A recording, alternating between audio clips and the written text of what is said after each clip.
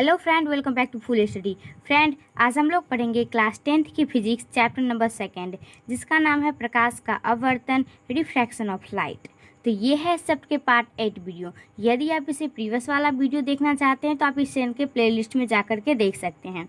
तो आज की क्लास में हम लोग सीखेंगे इस चैप्टर के जितने भी क्वेश्चन आंसर है वो। इससे जो प्रीवियस वाला वीडियो है पार्ट 7 वीडियो, पार्ट 1 से लेकर के पार्ट 7 वीडियो तक हमने जो चैप्टर में जितने भी डिटेल में क्वेश्चन आंसर दिए रहते हैं हम उनको कवर कर लेते हैं। तो वो हमारा कवर हो गया है अच्छी तरीके से। तो देखिए, ये है वस्तुनिष्ठ प्रश्न और इसके बाद हम लोग कवर करेंगे अति लघुत्तरीय प्रश्न। तो देखिए, वस्तुनिष्ठ प्रश्न में जो हमारा दिया गया है, फर्स्ट, सही उत्तर का संकेताक्षर क ख ग या घ में लिखे, अर्थात जो हमारा आंसर सही होगा उसका आंसर इसमें हमें देना है क ख या फिर घ में। तो देखिए, फर्स्ट क्वेश्चन यहाँ पे दिया गया है, जब प्रकाश की एक किरण एक माध्यम से दूसरे माध्यम में जाती है तो वह अपने पूर्व पथ से विचलित हो जाती है, तो इसे क्या कहते हैं? ऑप्शन दिया गया, प्रकाश का परावर्तन, प्रकाश का अपवर्तन, प्रकाश का वर्ण विक्षेपण, इनमें से कोई नहीं। तो देखिए, जब प्रकाश की किरण एक माध्यम में से दूसरे माध्यम में जाती है तो वह अपने पूर्व पथ से विचलित हो जाती है, अर्थात जो पहले वाला किरण है वो पहले वाला किरण क्या होती है, विचलित हो जाती है, अर्थात मुड़ जाती है। तो इसे हम लोग क्या कहते हैं? इसे हम लोग बोलते हैं प्रकाश का अपवर्तन बोलते हैं। तो इसलिए जो इसका आंसर होगा वो क्या होगा, ख नंबर इसका राइट आंसर हो जाएगा। उसके बाद देखिए, प्रकाश के अपवर्तन के कितने नियम होते हैं? देखिए, क नंबर में ऑप्शन दिया गया है 3, ख नंबर में दिया गया है 4 और ग नंबर में 2 और घ नंबर में 1। तो देखिए, प्रकाश के अपवर्तन के 2 नियम होते हैं, तो यहाँ पे ग नंबर इसका आंसर हो जाएगा। यदि आप इसके बारे में डिटेल में जानना चाहते हैं तो फिर आप जो चैप्टर में हमारा वीडियो बना हुआ है आप वहाँ पे देख सकते हैं। प्लेलिस्ट में चले जाइए या तो नहीं तो यूट्यूब पर सर्च कर लीजिए class 10th physics bye Babita, तो वहाँ पे आ जाएगा वीडियो, आप वहाँ पे देख सकते हैं। चलिए देखते हैं थर्ड नंबर क्वेश्चन। जब प्रकाश की एक किरण जब विरल माध्यम से सघन माध्यम में जाती है तो वह क्या होती है? जो किरण होती है वो क्या होती है? अभिलंब से दूर मुड़ जाती है, या वह सीधी निकल जाती है, या फिर अभिलंब की दिशा में जाती है, जिस दिशा में अभिलंब है उसी दिशा में जाती है, या फिर अभिलंब की ओर मुड़ जाती है। तो देखिए, जब प्रकाश की एक किरण विरल माध्यम से सघन माध्यम में जाएगी तो वो क्या होगी? अभिलंब की ओर मुड़ जाएगी। तो यहाँ पे देखिए, इसका जो आंसर होगा घ नंबर, अभिलंब की ओर मुड़ जाएगी। ये सभी के बारे में हम लोगों ने चैप्टर में अच्छी तरीके से डिटेल में पढ़ चुके हैं। अब देखिए, इसका जो 4 नंबर क्वेश्चन में दिया गया है, जब प्रकाश की एक किरण दो माध्यमों को अलग करने वाली, तो यहाँ पे देखिए, दो माध्यमों को अलग करने वाली सतह पर लंबवत पड़ती है तो वह अभिलंब से दूर मुड़ जाती है, या फिर बिना मुड़े सीधे निकल जाती है, या फिर अभिलंब की ओर मुड़ जाती है, या फिर 7 रंगों में टूट जाती है। जब प्रकाश की एक किरण जब दो माध्यमों को अलग करने वाली लंबवत जो हमारा सतह होता है वहाँ पे पड़ती है तो उस किरण का क्या होता है? तो वह किरण बिना जो मुड़े वो सीधे निकल जाती है। तो देखिए, यहाँ पे बिना मुड़े सीधे निकल जाती है, किस नंबर में इसका ऑप्शन दिया गया है? ख नंबर में। क में है अभिलंब से दूर मुड़ जाती है, ये तो होगा नहीं, क्योंकि जो हमारा प्रकाश की किरण होती है जब ये लंबवत आएगी तो क्या होगी? बिना मुड़े सीधे निकल जाएगी। तो यहाँ पे देखिए, ख नंबर इसका आंसर हो जाएगा, बिना मुड़े सीधे निकल जाएगी। ओके, देखिए, पानी से भरी बाल्टी की गहराई कम मालूम पड़ने का कारण है। अब पानी से जो भरी बाल्टी होता है उसका जो गहराई है वो कम मालूम पड़ता है, तो ये किसके कारण होता है? मैंने आपको पीछे भी बताई थी। देखिए, क नंबर में ऑप्शन दिया गया प्रकाश का परावर्तित के कारण, प्रकाश के परावर्तन होना, या फिर प्रकाश के अपवर्तित होना, या फिर प्रकाश का वर्ण विक्षेपण होना, या फिर इनमें से किसी का नहीं। तो देखिए, यहाँ पे कह रहा है कि पानी की जो भरी बाल्टी होती है उसकी गहराई कम प्रतीत होता है, तो किसके कारण होता है? प्रकाश के अपवर्तित होने का कारण होता है भरी बाल्टी की गहराई कम प्रतीत होता है। यहाँ पे दिया रहता कि छड़ी का टूटा हुआ दिखाई देना, तो वो भी है प्रकाश के अपवर्तन के कारण ही। सिक्का उठाया हुआ दिखाई देता है पानी में, तो वो भी प्रकाश के अपवर्तन के कारण ही होता है। तो यहाँ पे इसका आंसर हो जाएगा ख नंबर, प्रकाश का अपवर्तित होना। उसके बाद देखिए, 6 नंबर क्वेश्चन में दिया गया है, जब प्रकाश एक माध्यम से दूसरे माध्यम में जाता है तब अपवर्तन होता है। मतलब क्या? जब प्रकाश एक माध्यम से लेकर के दूसरे माध्यम में जाती है तो क्या होता है? प्रकाश की चाल में परिवर्तन होता है। किसमें? प्रकाश की चाल के परिवर्तन के कारण वो जो प्रकाश होता है उसमें क्या होता है, अपवर्तन होता है। कहने का मतलब ये कि जब प्रकाश की किरण एक माध्यम से दूसरे माध्यम में जाती है तो वह अपवर्तन हो जाती है। तो किसके कारण अपवर्तन हो जाती है, तो वो प्रकाश के चाल में परिवर्तन होने के कारण हो जाती है। क्योंकि हम लोग जानते हैं कि विभिन्न माध्यम में प्रकाश की चाल विभिन्न होती है। अर्थात यहाँ पे देखिए दिया गया है कि एक माध्यम से दूसरे माध्यम, तो यहाँ पे तो माध्यम बदल रहा है, और जबकि हम लोग जानते हैं कि विभिन्न माध्यम में विभिन्न प्रकार के चाल होता है। तो यहाँ पे देखिए ये कह रहा है कि एक माध्यम से दूसरे माध्यम में जाएगा तो वो अपवर्तन होगा। तो वो किसके कारण होगा, तो हम लोग जानते हैं चाल के परिवर्तन के कारण होता है। तो देखिए क नंबर में ऑप्शन दिया गया प्रकाश की चाल में परिवर्तन होने के कारण, ख नंबर में है प्रकाश की चाल में परिवर्तन न होने के कारण, ग में है प्रकाश के रंग में परिवर्तन न होने के कारण, और घ नंबर में यहाँ पर ऑप्शन दिया गया है इनमें से कोई नहीं। तो देखिए क नंबर इसका ऑप्शन सही है, प्रकाश की चाल में परिवर्तन होने के कारण ये घटना होता है कि जो प्रकाश एक माध्यम से दूसरे माध्यम में जाती है तो उसका अपवर्तन हो जाता है। अब हम देखते हैं 7 नंबर क्वेश्चन। तो देखिए 7 नंबर क्वेश्चन में दिया गया है सघन माध्यम से विरल माध्यम में प्रवेश करने पर आपतन कोण तथा अपवर्तन कोण में क्या संबंध है। देखिए ये क्वेश्चन का आंसर आप भी जानते होंगे क्योंकि मैंने पीछे इसके बारे में डिटेल में बताई हूँ, जो हमारा प्रीवियस लेक्चर है उसमें। देखिए सघन माध्यम से विरल माध्यम में जाती है, जब प्रकाश की किरण सघन से विरल में जाएगी, अर्थात विरल को हम लोग बोलते हैं वायु। जो वायु है वो मान लीजिए कि हमारा विरल माध्यम है, और जो कि हमारा कांच है वो क्या है, हमारा सघन माध्यम में है। तो देखिए यहाँ पे एक आपको डायग्राम दिख रहा है, इसमें देखिए सघन माध्यम हो गया कांच और विरल माध्यम हो गया वायु। तो जब प्रकाश की किरण वायु से आएगी, सॉरी यहाँ पे कांच से आएगी वायु में, अर्थात सघन से आएगी विरल में, तो क्या होगा कि जो आपतन कोण होगा वो अपवर्तन कोण के संबंध में बड़ा होगा। अर्थात जो आपतन कोण होगा वो आपतन कोण तथा अपवर्तन कोण में जो संबंध होगा वो क्या होगा कि अपवर्तन कोण बड़ा होता है किससे, आपतन कोण से। तो यहाँ पे देखिए क नंबर में ऑप्शन दिया गया है दोनों कोण बराबर होते हैं, दोनों तो कभी बराबर होते नहीं हैं, आपतन कोण तथा अपवर्तन कोण। अब यहाँ पे देखिए आपतन कोण बड़ा होता है, यहाँ पे है अपवर्तन कोण बड़ा होता है, यहाँ पे कोई निश्चित संबंध नहीं है। तो ये जो 7 नंबर है इसका आंसर हो जाएगा ग नंबर, अपवर्तन कोण क्या होता है, बड़ा होता है। उसके बाद देखिए अब हमारा 8 नंबर क्वेश्चन है कि जब प्रकाश की किरण हवा से कांच के प्रिज्म की अपवर्तन सतह पर होकर प्रवेश करती है तो दूसरे अपवर्तक सतह से होकर बाहर निकलती है, तब वह मुड़ जाती है। अर्थात यहाँ पे देखिए किसके कारण वो मुड़ती है वो यहाँ पे मुझे बताना है। तो देखिए प्रकाश की किरण हवा से कांच के प्रिज्म की अपवर्तक सतह से होकर प्रवेश करती है, किससे, प्रिज्म के अपवर्तक सतह से होकर हमारी किरण प्रवेश करती है।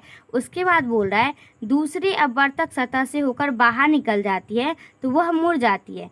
अब कहाँ मुड़ती है, तो देखिए 8 नंबर में जो हमारा ऑप्शन दिया गया वो है प्रिज्म के शीर्ष की ओर, यहाँ पे देखिए प्रिज्म के आधार की ओर, यहाँ पे ग नंबर में है किरण के मुड़ने का कोई नियम नहीं है। अब देखिए घ नंबर में है कि इनमें से कोई नहीं। तो देखिए प्रिज्म के जो आधार होता है उन्हीं की ओर, जो आधार होता है प्रिज्म के आधार उसी ओर जो होता है हमारा किरण, वो किरण मुड़ जाती है। तो इसका जो आंसर होगा वो क्या होगा, ख नंबर इसका आंसर होगा।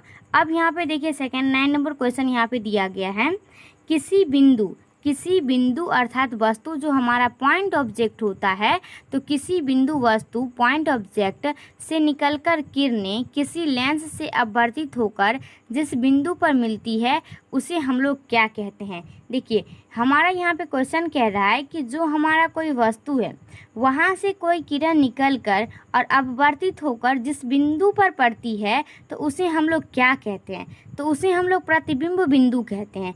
कौन सा बिंदु कहते हैं, प्रतिबिंब बिंदु कहते हैं। जब हमारा वस्तु से किरण निकल ही चुकी है और वो लेंस से अपवर्तन के बाद जब उसका प्रतिबिंब बनेगा तो वो उसका क्या बनेगा, प्रतिबिंब बनेगा। लेंस से अपवर्तन होगा तो वो क्या कहलाएगा, हमारा प्रतिबिंब बिंदु कहलाएगा।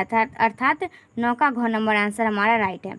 उसके बाद देखिए 10 नंबर क्वेश्चन में दिया गया है कि निम्नलिखित में किसका उपयोग लेंस बनाने के लिए नहीं किया जाता। यहाँ पे कह रहा है लेंस बनाने के लिए नहीं किया जाता। देखिए प्लास्टिक है क नंबर में ऑप्शन, ख नंबर में है लकड़ी, ग नंबर में मिट्टी और घ नंबर में यहाँ पे दिया गया है कांच। तो देखिए प्लास्टिक का भी हम लोग उपयोग करते हैं, फिर लकड़ी का और फिर कांच का, लेकिन मिट्टी का उपयोग हम लोग लेंस बनाने में नहीं करते हैं। इसका आंसर हो जाएगा ग नंबर अर्थात मिट्टी। उसके बाद देखिए 11 नंबर में दिया गया निम्नलिखित में से कौन किसी वस्तु का वास्तविक प्रतिबिंब बना सकता है। किसी वस्तु का प्रतिबिंब जो बनना चाहिए वो क्या होगा, आभासी प्रतिबिंब होगा, वास्तविक प्रतिबिंब होगा। तो वास्तविक प्रतिबिंब हमें किस में प्राप्त होता है, तो उत्तल लेंस में वास्तविक प्रतिबिंब प्राप्त होता है। उत्तल लेंस में तो हमें सभी प्रकार के प्रतिबिंब देखने को मिलता है, लेकिन अवतल लेंस में हम लोगों को सिर्फ और सिर्फ काल्पनिक प्रतिबिंब ही देखने को मिलता है। तो यहाँ पे बोल रहा है कि किस वस्तु का वास्तविक प्रतिबिंब देखने को मिलता है या फिर वास्तविक प्रतिबिंब बन सकता है। तो क नंबर में है कांच की सतह या फिर पट्टी, ख नंबर में है अवतल लेंस और ग नंबर में हमारा ऑप्शन दिया गया है उत्तल लेंस, घ नंबर में इनमें से कोई नहीं। तो देखिए वास्तविक प्रतिबिंब हमें उत्तल लेंस में देखने को मिलता है, तो हम यहाँ पे उत्तल लेंस लगा देंगे। फिर हमारा देखिए नेक्स्ट क्वेश्चन यहाँ पे दिया गया है किसी माध्यम का अपवर्तनांक का मान होता है, अर्थात किसी माध्यम का जो अपवर्तनांक का मान हम लोग पढ़े थे वो क्या पढ़े थे, जो हमारा अपवर्तन के नियम था उसमें पढ़े थे कि साइन आई बट्टे क्या होता है, साइन आर होता है, ना कि साइन आर बट्टे साइन आई होता है। तो क्या होता है, साइन आई बट्टे साइन आर होता है। इसीलिए हमारा जो 12 का आंसर होगा वो क नंबर इसका आंसर होगा। अब देख लेते हैं हम लोग नेक्स्ट क्वेश्चन। देखिए यहाँ पे ये दोनों हमारा 12 नंबर का ही ऑप्शन दिया गया है, लेकिन 12 नंबर तो हम लोग देख लिए।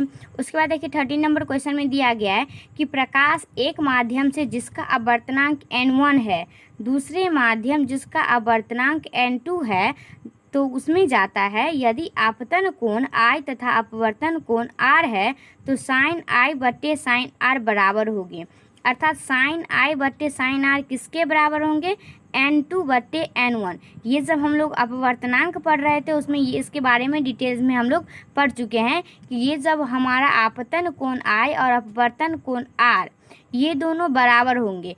आपतन कोण I और अपवर्तन कोण R कहने का मतलब साइन I बट्टे साइन R ये दोनों क्या है, हमारा बराबर है। तो इसमें हम लोग पढ़े थे कि n2 बट्टे n1 इसका क्या होता है, फॉर्मूला होता है।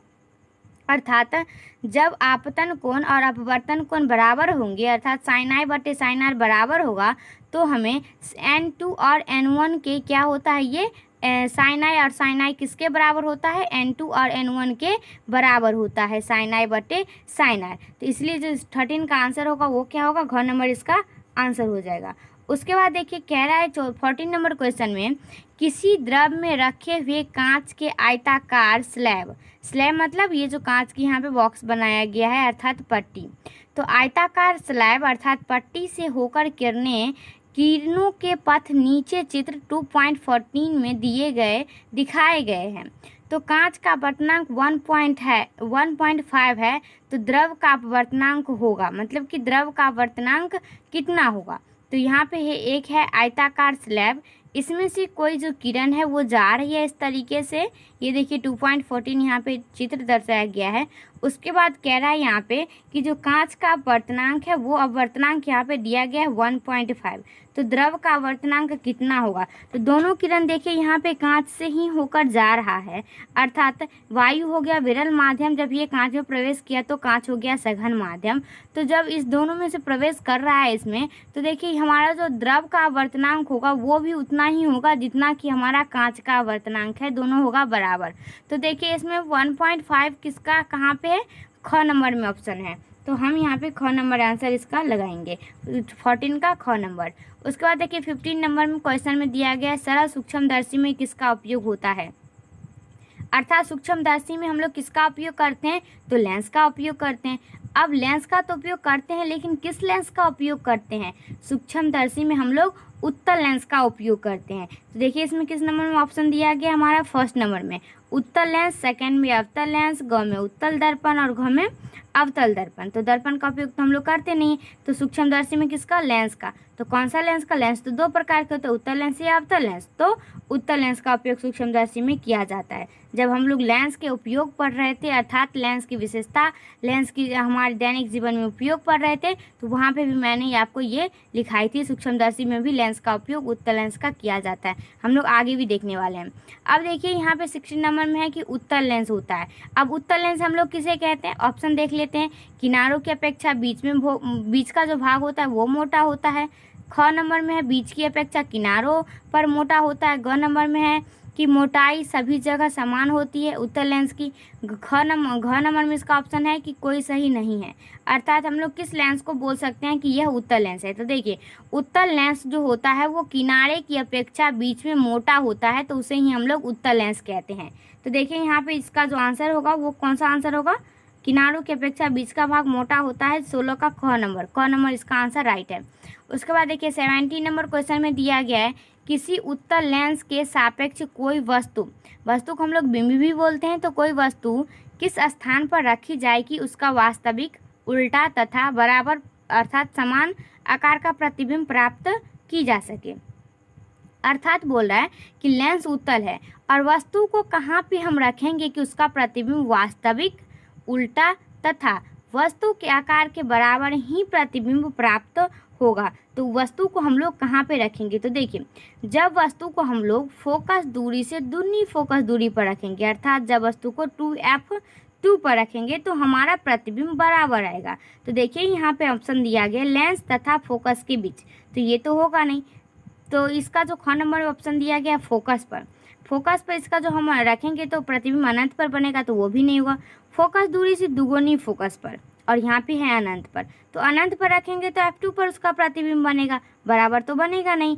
और जब वस्तु को हम लोग फोकस दूरी से दुगुनी फोकस पर रखेंगे अर्थात 2f2 पर रखेंगे तो वो उसका प्रतिबिंब वास्तविक, उल्टा तथा बराबर अर्थात समान आकार का प्रतिबिंब हम लोग को प्राप्त होता है। तो 17 नंबर का ग नंबर है। इसके बारे में प्रतिबिंब निर्माण जब हम लोग देख रहे थे उत्तल लेंस तथा अवतल लेंस में, वहाँ पे इसके बारे में डिटेल से हम लोग चर्चा किए थे वहाँ पे, और डिटेल से कंसेप्ट के साथ क्लियर करके हम लोग पढ़े थे। अब देखिए 18 नंबर क्वेश्चन में यहाँ पे दिया गया है, उत्तल लेंस में जब वस्तु बिंब अर्थात फोकस एवं लेंस के बीच रखी जाए तब कैसा प्रतिबिंब बनता है। अर्थात यहाँ पे दिया गया है कि लेंस कौन सा है, हमारा उत्तल लेंस है, और उत्तल लेंस में हम कहाँ पे वस्तु को रखना है, कहाँ पे, फोकस एवं लेंस के बीच। तो जब फोकस एवं लेंस के बीच वस्तु को रखते हैं तो उसका प्रतिबिंब कहाँ प्राप्त होता है, तो उसका प्रतिबिंब काल्पनिक और सीधा प्राप्त होता है। तो देखिए उत्तल लेंस है और वस्तु को रखेंगे फोकस और लेंस के बीच, तो उसका प्रतिबिंब काल्पनिक और सीधा प्राप्त होता है। ओके, तो ये लोग हम लोग प्रतिबिंब निर्माण से ही जानते हैं। अब देखिए नेक्स्ट क्वेश्चन में दिया गया है यहाँ पे 19 नंबर में, एक उत्तल लेंस से 30 सेंटीमीटर की दूरी पर एक वस्तु अर्थात वस्तु को बिंब भी बोलते हैं, तो वस्तु रखी गई है। लेंस से उतनी ही दूरी पर वास्तविक प्रतिबिंब बनता है, तो लेंस की फोकस दूरी है। ऑप्शन नंबर में यहाँ पे दिया गया है क में 30 सेंटीमीटर, ग में है 15 सेंटीमीटर और इसका ख नंबर में है 20 सेंटीमीटर और फिर घ नंबर में है 10 सेंटीमीटर। तो यहाँ पे जो उत्तल लेंस है वो 30 सेंटीमीटर दूरी पर वस्तु को रखा है।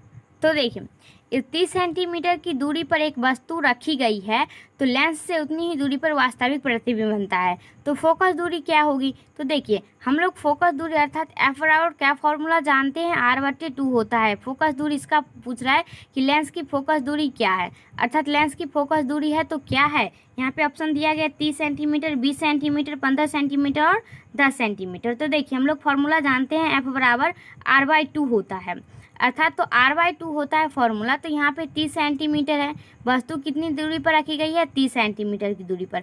उसके बाद 2, तो जब हम 30 के बटा हम 2 देकर इसको कैंसिल करेंगे तो यहाँ पे होगा 15 दूनी 30, तो जब हम देंगे 30 और इसके बटा हम देंगे 2, क्योंकि एफ बराबर r/2 हमारा फॉर्मूला होता है, तो यहाँ से निकल के आ गया 15। इसका जो ग नंबर ऑप्शन है हमारा 15 सेंटीमीटर वो राइट है। अब देखिए इसका जो 20 नंबर क्वेश्चन है उसमें दिया गया है, देखिए एक अवतल लेंस की फोकस दूरी 20 सेंटीमीटर है, तो इसकी क्षमता ज्ञात कीजिए। अर्थात P बराबर जो 1/f फॉर्मूला होता है क्षमता बराबर, तो वो फॉर्मूला लगा के हमें यहाँ से निकालना है।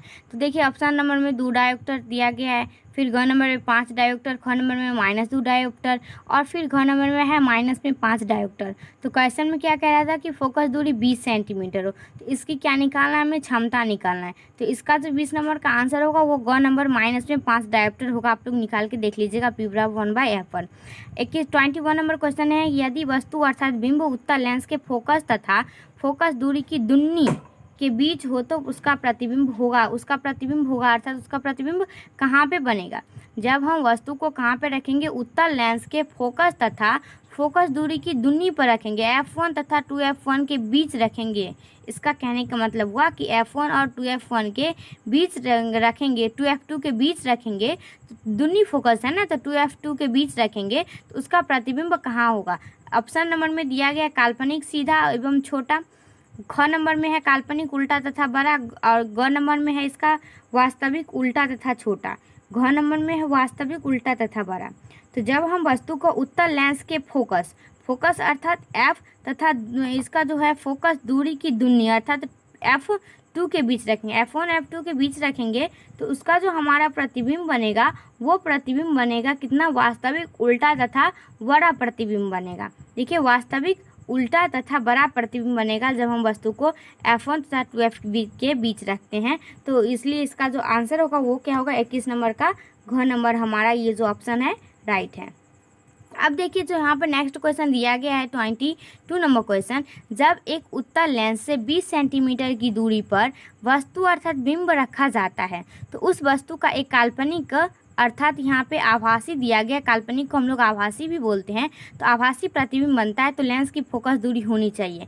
तो अब लेंस की फोकस दूरी क्या होनी चाहिए, यहाँ पे उत्तल लेंस है और 20 सेंटीमीटर जिसका 20 सेंटीमीटर की दूरी पर वस्तु को रखा जाता है और जो वस्तु है वो हमारा काल्पनिक प्रतिबिंब प्राप्त होता है। तो लेंस की फोकस दूरी क्या होनी चाहिए, तो यहाँ पे इसका आंसर दिया गया है 20 सेंटीमीटर। ख नंबर में ऑप्शन दिया गया है 20 सेंटीमीटर से अधिक और ग नंबर में इसका आंसर हमारा यहाँ पे दिया गया है 40 सेंटीमीटर से अधिक और घ नंबर में ऑप्शन दिया गया है 20 सेंटीमीटर से कम। तो देखिए इसका जो आंसर होगा 20 सेंटीमीटर से अधिक, क्योंकि यहाँ पे वस्तु रखा गया है 20 सेंटीमीटर पर प्रतिबिंब जो प्राप्त होता है वो काल्पनिक प्राप्त होता है। तो बोल रहा है यहाँ पे कि फोकस दूरी क्या होगी अर्थात F बराबर इसका क्या होगा। तो देखिए 20 सेंटीमीटर की दूरी पर हमारा क्या रखा गया है, वस्तु रखा गया है, जबकि हम वस्तु दूरी से ही जहाँ पे वस्तु दूरी होता है वहाँ से हम मापते हैं फोकस दूरी को, वहीं से मापते हैं हम ऑप्टिकल सेंटर अर्थात प्रकाश केंद्र को। तो देखिए जो दूरी होगा वो हमारा 20 सेंटीमीटर से अधिक ही होगा जब हम वस्तु को कहाँ पे, जब वस्तु यहाँ पे रखा गया है उत्तल लेंस के 20 सेंटीमीटर की दूरी पर वस्तु को हम रखे हुए हैं। उसके बाद कह रहा है कि काल्पनिक प्रतिबिंब बनता है तो कहाँ पे प्रतिबिंब इसका बनता है, तो 20 सेंटीमीटर से अधिक दूरी पर ही इसका प्रतिबिंब बनता है। तो फोकस दूरी क्या होगी इसका, 20 सेंटीमीटर से अधिक अर्थात ख नंबर इसका ऑप्शन राइट है। उसके बाद देखिए किस लेंस द्वारा केवल काल्पनिक आभासी प्रतिबिंब बनता है, उत्तल लेंस या फिर अवतल लेंस द्वारा, उत्तल लेंस द्वारा, बाइफोकल लेंस द्वारा या फिर इनमें से कोई नहीं। तो देखिए यहाँ पे बाइफोकल लेंस कहने का मतलब क्या कि उत्तल लेंस भी और अवतल लेंस भी, जब दोनों लेंस को मिक्स कर देंगे तो वो कहलाएगा हमारा बाइफोकल लेंस, तो ये तो होगा ही नहीं। उसके बाद कह रहा है कि उत्तल लेंस या अवतल लेंस, तो देखिए काल्पनिक प्रतिबिंब और आभासी प्रतिबिंब, केवल और केवल काल्पनिक और आभासी प्रतिबिंब मिलता है। तो देखिए अवतल लेंस में ही काल्पनिक और आभासी प्रतिबिंब मिलता है, क्योंकि हम लोग जानते हैं कि जो लेंस होता है वो दर्पण के विपरीत होता है, अर्थात उसमें हम लोग देख रहे थे दर्पण में जो हमारा प्रतिबिंब बन रहा था वो अवतल दर्पण में विभिन्न प्रकार के प्रतिबिंब बन रहा था, तो अवतल दर्पण में तो होगा नहीं। तो वहाँ पे जो अवतल दर्पण काम कर रहा था यहाँ पे वो उत्तल लेंस काम कर रहा है। तो देखिए यहाँ पे केवल पूछ रहा है कि हमारा जो प्रतिबिंब बनेगा वो प्रतिबिंब क्या होगा, काल्पनिक प्रतिबिंब होगा, और जब ये प्रतिबिंब काल्पनिक होगा तो उसको हम लोग क्या बोल सकते हैं, प्रतिबिंब आभासी है। तो कब होगा, जब हम अवतल लेंस द्वारा प्रतिबिंब को काल्पनिक हम लोग देख सकते हैं। तो इसका 23 नंबर का क नंबर ऑप्शन राइट है। अब देखिए इसका 24 नंबर क्वेश्चन है, एक लेंस की क्षमता +5 डायोप्टर है तो यह होगा 20 सेंटीमीटर की फोकस दूरी वाली अवतल लेंस या फिर 5 सेंटीमीटर फोकस दूरी का उत्तल लेंस या फिर 5 मीटर फोकस दूरी का अवतल लेंस या फिर 20 सेंटीमीटर फोकस दूरी का उत्तल लेंस। तो देखिए 24 नंबर का जो हमारा राइट आंसर होगा वो घ नंबर होगा, 20 सेंटीमीटर फोकस दूरी का उत्तल लेंस, क्योंकि यहाँ पे क्षमता दिया गया है प्लस में, और जो फोकस दूरी की क्षमता होती है वो क्या होती है, प्लस में, इसलिए 20 सेंटीमीटर फोकस दूरी का उत्तल लेंस होगा। उसके बाद अर्थात घ नंबर इसका आंसर राइट होगा। उसके बाद देखिए 25 नंबर क्वेश्चन है, किसी उत्तल लेंस की फोकस दूरी 25 सेंटीमीटर हो तो उसकी क्षमता ज्ञात कीजिए। क्षमता मतलब पावर, अर्थात P बराबर जो सूत्र होता है 1/f, वो हमें यहाँ से यूज़ करके निकालना है। तो 25 सेंटीमीटर फोकस दूरी यहाँ पे दिया गया है, इसको जो कैलकुलेशन करके हम निकालेंगे तो 4D इसका आंसर आएगा, 25 का क नंबर। उसके बाद देखिए इसका 26 नंबर अर्थात 26 नंबर क्वेश्चन में दिया गया है, एक गोलीय दर्पण और एक पतले लेंस में प्रत्येक की फोकस दूरी प्लस 25 सेंटीमीटर है। मतलब क्या, प्रत्येक की दूरी कितनी है, प्लस 25 सेंटीमीटर है, तो दोनों ही उत्तल है, या फिर दर्पण उत्तल है परंतु लेंस अवतल है, या फिर दोनों ही अवतल है, या फिर दर्पण अवतल है या परंतु उत्तल लेंस है। तो देखिए यहाँ पे दोनों क्या है, उत्तल है, क्योंकि यहाँ पे कह रहा है कि गोलीय दर्पण और एक पतले लेंस है, दोनों की फोकस दूरी 25 सेंटीमीटर है। तो देखिए उत्तल लेंस भी हम लोग जानते हैं कि जो हमारा फोकस दूरी होता है वो प्लस में होता है, उत्तल दर्पण में भी, तो दोनों ही क्या है, हमारा उत्तल है, अर्थात 26 का कौन हमारा आंसर हमारा यहाँ पे राइट होता है। अब देखिए हमारा 27 नंबर क्वेश्चन यहाँ पे दिया गया है, किसी शब्दकोश डिक्शनरी के छोटे छोटे अक्षरों को पढ़ने के लिए कौन सा उपयुक्त होगा, मतलब कि कौन सा लेंस का हम लोग उपयुक्त करते हैं। इसका ऑप्शन नंबर में दिया गया 50 सेंटीमीटर की फोकस दूरी, फिर है ख नंबर में 50 सेंटीमीटर फोकस दूरी पर अवतल लेंस, 5 सेंटीमीटर फोकस दूरी का उत्तल लेंस, या फिर 5 सेंटीमीटर फोकस दूरी वाली उत्तल लेंस। अर्थात यहाँ पे कह रहा है कि छोटे छोटे अक्षरों को देखने के लिए तो हम लोग 5 सेंटीमीटर फोकस दूरी वाली उत्तल लेंस का प्रयोग करते हैं, ना कि अवतल लेंस का। उत्तल लेंस का उपयोग करते हैं निकट देखने के लिए, तो यहाँ पे क्या हो जाएगा, उत्तल लेंस का उपयोग, अर्थात घ नंबर इसका राइट आंसर है। देखिए इसका नेक्स्ट क्वेश्चन अर्थात 28 नंबर क्वेश्चन यहाँ पे दिया गया है। तो देखिए ये हमारा 27 नंबर का ही ऑप्शन है, घ नंबर इसका ऑप्शन होगा, ठीक है। उसके बाद देखिए 28 नंबर है, एक गोलीय दर्पण तथा एक पतले लेंस, एक गोलीय दर्पण तथा एक पतले लेंस दोनों की ही फोकस दूरियां -15 सेंटीमीटर है, तो दोनों ही संभवतः है, मतलब क्या, अवतल है या फिर उत्तल है, या फिर दर्पण उत्तल तथा लेंस अवतल है, या फिर दर्पण अवतल तथा लेंस उत्तल है। मतलब क्या है, यहाँ पे गोलीय दर्पण और एक पतले लेंस, मतलब दर्पण और लेंस दोनों की बात किया जा रहा है, और फोकस दूरी दे दिया गया है यहाँ पे माइनस। इसे जस्ट हम लोग ने पीछे देखे थे कि एक गोलीय दर्पण, मतलब कि 26 नंबर क्वेश्चन में देखे थे कि एक गोलीय दर्पण और एक पतले लेंस था, दोनों की फोकस दूरी प्लस में थी, तो दोनों क्या था, उत्तल था। और लेकिन यहाँ पे कह रहा है कि दोनों की फोकस दूरी माइनस है, एक दर्पण है और एक पतली लेंस है, वहाँ पे भी एक दर्पण था एक पतली लेंस था, लेकिन वहाँ पे फोकस दूरी था 25, मतलब कि 15 सेंटीमीटर था, 25 सेंटीमीटर था, वो भी प्लस में था, तो दोनों हमारा क्या था, उत्तल ही था। लेकिन यहाँ पे माइनस में है, तो जब ये यहाँ पे हमारा माइनस में हो गया तो वो क्या हो गया, अवतल हो गया, जस्ट उसका विपरीत। तो इसका ख नंबर, ये जो क नंबर ऑप्शन है, हम यहाँ पे देख रहे थे, इसका जो सेकेंड टाइप है रिक्त स्थान की पूर्ति करें, तो यहाँ पे हमें फिलिंग द ब्लैंक्स, अर्थात जिसमें यहाँ पे जो डॉटेड डॉटेड करके दिया गया है इसमें हमें यहाँ पे भरना है। तो देखिए इसका फर्स्ट नंबर क्वेश्चन है, पानी में तैरती हुई मछलियाँ अपनी वास्तविक स्थिति से दिखाई पड़ती है, अर्थात वास्तविक स्थिति से कुछ ऊपर की ओर दिखाई पड़ती है। आप लोग देखे होंगे ऊपर की ओर, या फिर उठी हुई बोल सकते हैं, दिखाई देती है, तो यहाँ पे हम लोग भर सकते हैं ऊपर की ओर या फिर उठी हुई। देखिए सेकंड नंबर क्वेश्चन में है, डॉट में प्रकाश की चाल सबसे अधिक होती है, किसमें प्रकाश की चाल सबसे अधिक होती है, शून्य या फिर बोल सकते हैं वायु में प्रकाश की चाल सबसे अधिक होती है, तो यहाँ पे हम लोग भर सकते हैं शून्य या फिर वायु। अब यहाँ पे देखिए, जब प्रकाश की किरण कांच से वायु में जाती है तो वह दूर हट जाती है, मतलब किससे दूर हट जाती है, जब प्रकाश की किरण कांच से वायु में जाती है, मतलब क्या, सघन माध्यम से विरल माध्यम में जाती है, सघन माध्यम से विरल माध्यम में जाएगी तो वो क्या होगी, अविलंब से दूर हट जाएगी, तो यहाँ पे होगा अविलंब। उसके बाद 4 नंबर में है, जब प्रकाश की किरण सघन माध्यम से विरल माध्यम में जाती है तो आवर्तन कोण अपवर्तन कोण आपतन कोण से क्या होता है, मतलब क्या, जब प्रकाश की किरण सघन माध्यम से विरल माध्यम में जाएगा तो उसका जो कोण होगा वो कोण आपतन कोण से, मतलब कि अपवर्तन कोण से आपतन कोण मतलब क्या होगा, बड़ा होगा। अपवर्तन कोण से आपतन कोण से बड़ा होगा। कौन सा कोण? आपतन कोण से कौन सा कोण बड़ा होगा? अपवर्तन कोण। क्या होगा? बड़ा होगा, या फिर हम बोल सकते हैं अधिक होगा। तो यहाँ पे हम बड़ा या अधिक भर सकते हैं। फिर 5 नंबर में जब आपतन कोण 0 डिग्री है तो अपवर्तन कोण कितना होगा? आपतन कोण यहाँ पे 0 डिग्री है तो अपवर्तन कोण भी कितना होगा? 0 डिग्री होगा। 6 नंबर में एक लेंस के दोनों सतहों के वक्रता केंद्र को मिलाने वाली रेखा को क्या कहते हैं? तो हम प्रधान अक्ष या प्रिंसिपल एक्सिस या मुख्य अक्ष कहते हैं। तो यहाँ पे हम लोग लिख सकते हैं मुख्य अक्ष या फिर प्रधान अक्ष। अब देखिए, उत्तल लेंस को डॉट लेंस भी कहा जाता है। उत्तल लेंस को हम लोग कौन सा लेंस भी कहते हैं? अभिसारी लेंस। अवतल रहता तो अवतल लेंस को अपसारी लेंस कहते हैं, लेकिन यहाँ पे उत्तल लेंस है। उत्तल लेंस को कौन सा? अभिसारी लेंस भी दूसरे शब्द में हम लोग कहते हैं। 8 नंबर क्वेश्चन है, किसी पतले लेंस का डॉट उसके मुख्य अक्ष पर वह बिंदु है जिससे होकर जाने वाली किरण लेंस से अपवर्तन के बाद बिना विचलन के निकल जाती है। अर्थात पतली लेंस है इसीलिए वो बिना विचलन के निकल जाती है वो किरण। तो यहाँ पे कह रहा है कि पतले लेंस डॉट मुख्य अक्ष के समांतर किरण आती है। मतलब क्या? मुख्य अक्ष के समांतर किरण आती है, मतलब क्या? प्रकाश केंद्र।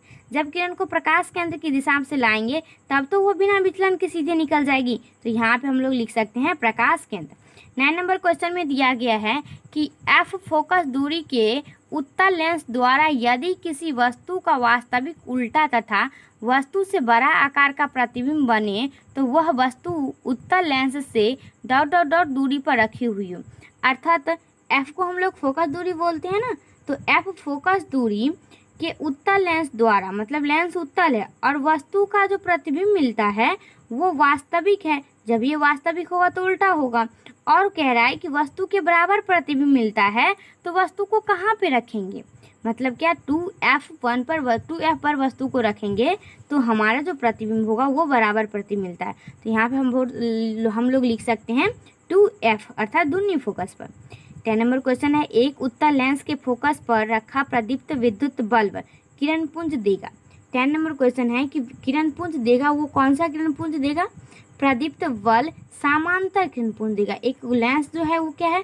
उत्तल लेंस है, और उत्तल लेंस पर जो रखा हुआ फोकस है मतलब प्रदीप्त विद्युत बल्ब, वो जो हमारा किरण देगा वो क्या होगा? समांतर किरण देगा। ओके, अब यहाँ पे देखिए 11 नंबर में है डॉट लेंस समांतर प्रकाश पुंज को अपने फोकस पर अभिसारित करता है। मतलब कि अभिसारित करते, तो उत्तल लेंस अभिसारित करता है। अब यहाँ पे देखिए, यहाँ पे हम लोग भर सकते हैं उत्तल लेंस। 12 नंबर में है डॉट लेंस समांतर किरण पुंज को अपसरित करता है। जब ये अभिसरित करेगा तो वो उत्तल लेंस होगा, और अपसरित करेगा तो वो कौन सा लेंस होगा? अवतल लेंस होगा। ठीक है। 13 नंबर में है उत्तल लेंस द्वारा काल्पनिक अर्थात आभासी प्रतिबिंब तब बनता है जब वस्तु अर्थात बिंब फोकस से डॉट दूरी पर रहती है। मतलब क्या? उत्तल लेंस पर कब काल्पनिक प्रतिबिंब बनता है? वस्तु को कहाँ पे रखेंगे? क्योंकि हमारा जो प्रतिबिंब होगा वो प्रतिबिंब काल्पनिक प्रतिबिंब होगा। तो देखिए, जब हम वस्तु को जो वस्तु रहता है उस वस्तु को हम कहाँ पे रखेंगे तो प्रतिबिंब जो हमारा बनेगा वो काल्पनिक जो फोकस दूरी है वहाँ पे हमारा प्रतिबिंब बनेगा। तो देखिए, काल्पनिक जो हमारा बनेगा तो उसके लिए हमें प्रतिबिंब को 2f1 पर रखना पड़ेगा वस्तु।